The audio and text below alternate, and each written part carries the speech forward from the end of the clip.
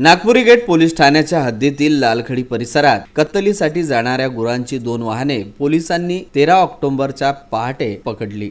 Bolero गाडीमधून कत्तलीसाठी अवैधपणे गुरांना नेण्यात येत असल्याची माहिती नागपुरी गेट पोलीस ठाण्याचे ठाणेदार आसाराम चोरमले यांना मिळाली।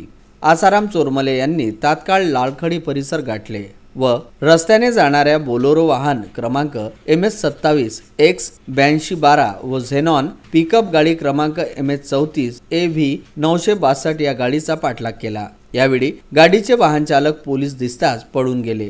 पोलिसांनी दोन्ही वाहनातून जखमी अवस्थेतील 26 गुरांना सोडवले।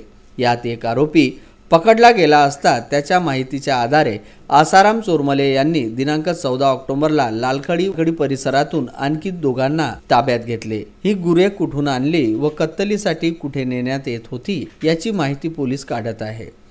काल दिनांक 13/10/2019 रोजी पोलीस उपनिरीक्षक पुरुषोत्तम ठाकरे, पोलीस उपनिरीक्षक लबाने आणि ड्रायव्हर विजय गायकवाड आणि संजय पवार यांना इन्फॉर्मेशन मिळाली होती की लालखडी परिसरात अब्दुल राजीक अब्दुल सादिक हा काही जनावरे कटाईसाठी आणत आहे 2 बोलेरो वाहनामध्ये।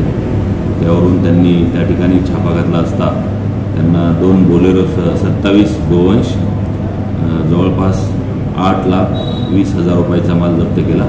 त्यामध्ये काल दिनांक 13/10/2019 रोजी आरोपी अब्दुल राजीक अब्दुल साजिद याची 1 दिवसाची पोलीस कस्टडी रिमांड माननीय न्यायालयाने दिली होती। त्यानंतर आज परत प्रकरणामध्ये दोन्ही गाड्यांचे चालकांना पोलिसांनी अटक केलेली आहे। धन्यवाद। Bureau report Vidarbha news.